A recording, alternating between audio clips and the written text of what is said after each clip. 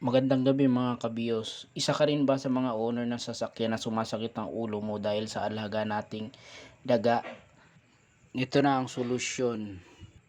Sinubukan ko lagyan ng mouth balls at Tide bar. Bali, parang pinarte-parte ko yung Tide bar para lagyan ko yung mga sulok-sulok kung saan pwedeng lagyan. Yan, lagyan ko dito kasi dyan dumadaan yung daga. May bakas dyan kung titingnan mo, may mga kagat-kagat rin.